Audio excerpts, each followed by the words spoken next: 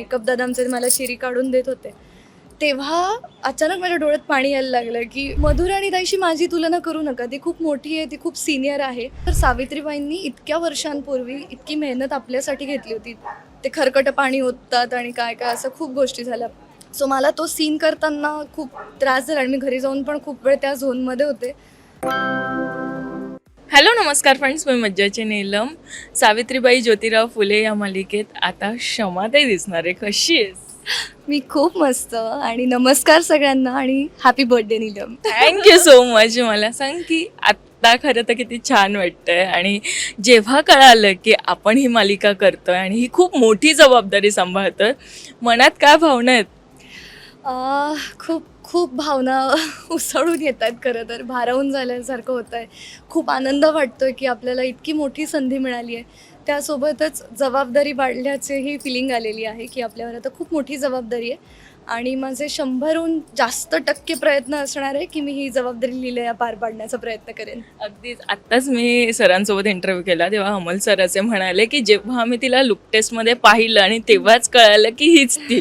इतका तुझा look match होणारा होता. सो जेव्हा तू स्वतःला या लुकमध्ये पाहिलं, तेव्हा तू पहिल्यांदा आरशात पाहिल्यावर स्वतःला काय प्रतिक्रिया दिली? जोपर्यंत मेकअप हेअर वगैरे सगळं सुरू होतं आणि साडी नेसून झाली, त्यानंतर मी चिरी काढायला घेतलेली. सो मेकअप दादा आमचे मला चिरी काढून देत होते, तेव्हा अचानक माझ्या डोळ्यात पाणी यायला लागलं की एक असतं ना, ती शक्ती काहीतरी जागृत झाली किंवा अरे आपण खरंच असे दिसायला लागलो, म्हणजे हे किती अप्रतिम होतं आहे, जे काही होतं, जे काही सगळं घडवून आणलं जातं आहे ते खूप छान घडतं आहे. आणि तेव्हा मी मनोमन ठरवलं होतं की काहीही होऊ दे, मी ही भूमिका अटमोस्ट डेडिकेशनने मी साकारणार म्हणजे साकारणार. अगदीच. पण आत्ता सध्या शूटिंग सुरू झालं आहे. सो पहिला दिवस शूटिंगचा कसा होता? तो सीन काय होता पहिला जेव्हा शूट करायला सुरुवात केली? आम्ही हा खूप मस्त प्रश्न आहे ॲक्च्युली. आम्ही प्रोमो शूट करत होतो. माझा पहिला सीन प्रोमोमधलाच होता, जो थोडासा वयस्कर लुक होता, वयस्कर सावित्रीबाईंचा लुक होता. तर मला आधी वाटलेलं, मी सेटवर आले, छान नवीन ड्रेस घालून आले की पहिला दिवस आहे, आपण छान सगळ्यांची हाय हॅलो केलं. त्यानंतर मला असं वाटलं चला लुक टेस्टला जसे रेडी झालो होतं तसे होऊया. अचानक आले आणि मला पांढरे केस, मध्ये सुरकुत्या. म्हणलं हे काय होतं आहे? तर म्हणे अगं नाही, आता आपण थोडंसं वेगळं काहीतरी दाखवतो आहे.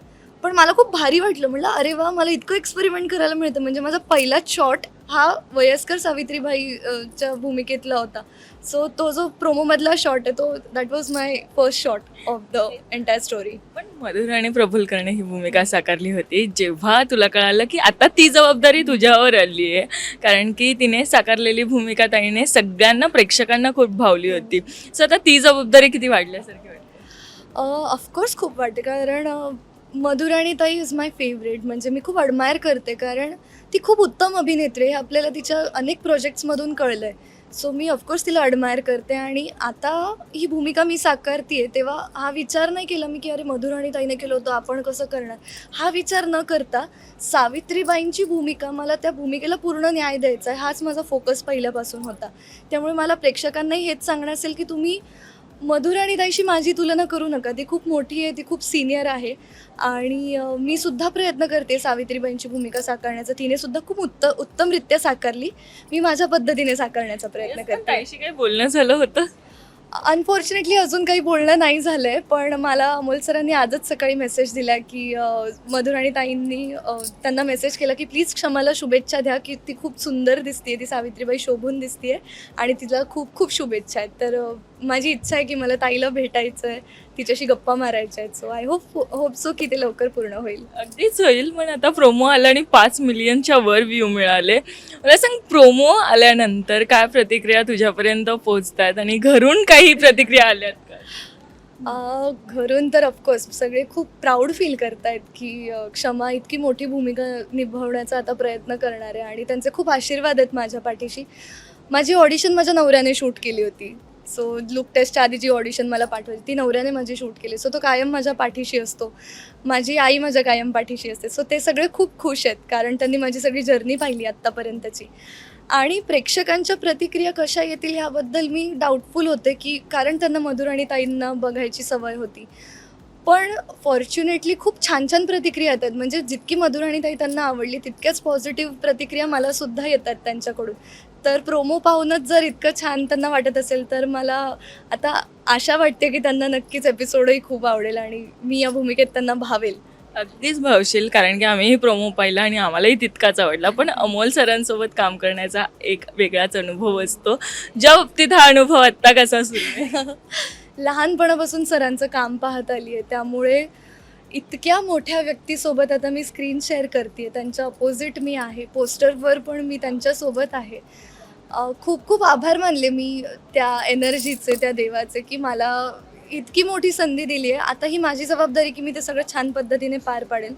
इतके दिवस आम्ही शूट करतो 13 तारखेपासून, पण अमोल सरांनी ना कधीच मला दडपण येऊ दिलं नाही. ते नेहमी मला सांगते की तू स्ट्रेस फ्री कर, मनातून फील करते, आपोआप तुझ्या अभिनयातून येईल, आणि तेच मी करण्याचा प्रयत्न करते आहे. आणि तुम्ही बघतातच आहात की सेट, हा लुक, हे सगळंच इतकं तुम्हाला एनर्जी देणार आहे ना की तुम्ही आपोआप ते सगळं पोर्ट्रे करायला तुम्हाला मदत होते. मी आता जस्ट हेच विचारणार होती की हा सेटवर आलं की एक वेगळीच एनर्जी येते. म्हणजे गेटमधनं आत आलं की एक वेगळ्या एनर्जीला सुरुवातच होते. सो ही एनर्जी इथे किती जाणवते तुला आणि किती छान वाटते खरं तर. मी जेव्हा पहिल्यांदा आले होते लुक टेस्टसाठी आणि ऑडिशनसाठी, तर तेव्हा मी विचार केला होता की ह्या सेटवर मला काम करायला मिळालं पाहिजे, कारण हा इतका सुंदर सेट बांधला आहे. म्हणजे याआधी मी फक्त व्हिडिओजमध्ये पाहिलं होतं की असा सेट बांधला गेला, पण मी पहिल्यांदा जेव्हा इथे आलं मला असं झालं की प्लीज मला इथे काम करायचं आहे आणि मी आता माझी ऑडिशन खूप छान देणार आहे, आणि ते घडलं तसं. त्यामुळे मी आता, मला मध्ये जर वेळ वेळ मिळाला ना, मी असंच इथे तिथे जाऊन माझं पुस्तक वाचत बसते. माझं एक कॉर्नर ठरलं आहे की तिथे जाऊन मी त्या भूमिकेशी रिलेटेड पुस्तक, जे अमोल सरांनीच मला दिलं आहे, महात्मा म्हणून, ते पुस्तक मी वाचत बसते.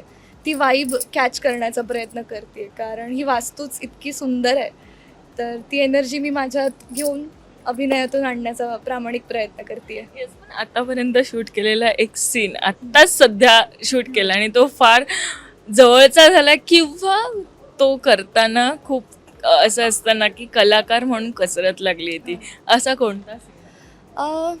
आत्तापर्यंत आम्ही जेवढं शूटिंग केलं आहे त्यापैकी तो एक खूप महत्त्वाचा सीन आहे, आणि तो वाचनात माझ्या आला होता की असं असं सावित्रीबाईंनी खूप फेस केलं होतं. तो म्हणजे की त्या शाळेत जेव्हा शिकवायला जात होते तेव्हा लोक त्यांच्यावर दगडफेक करायचे, चिखल फेकायचे, अपमान करायचे त्यांचा, आणि त्यांनी खूप सहन केलं आहे त्या बाबतीत.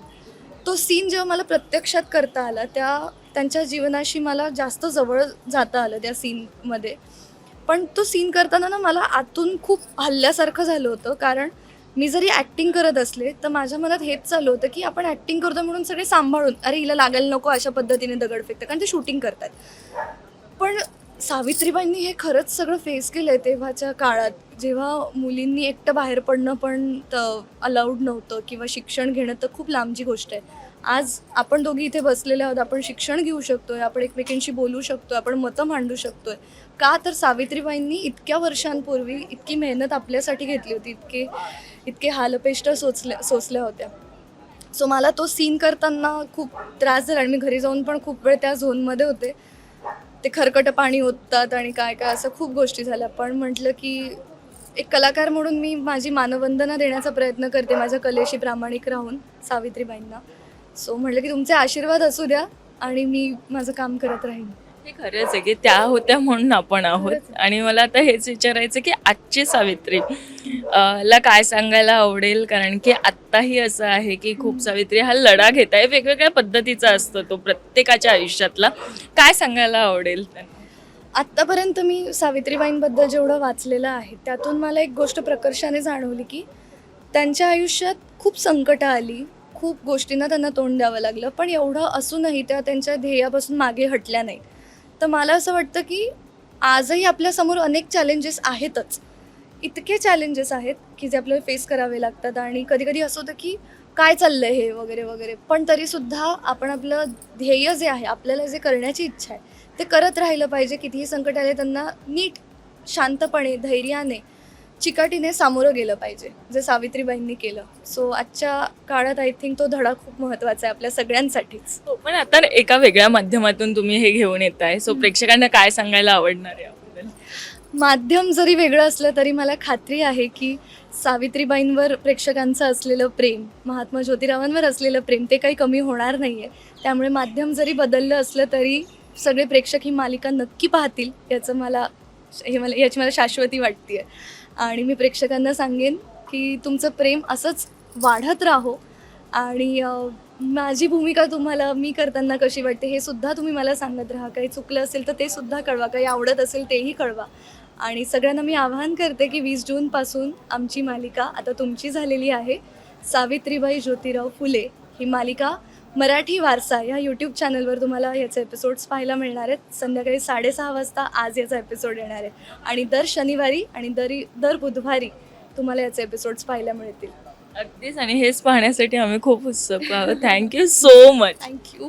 Thank you so much. Thank you. Marathi मनोरंजन सृष्टीमधील मालिका, चित्रपट, नाटक तसेच कलाकारांबद्दलच्या नवीन अपडेट्स जाणून घेण्यासाठी नक्की सबस्क्राईब करा इट्स मज्जा मराठी या आपल्या नवीन यूट्यूब चॅनलला.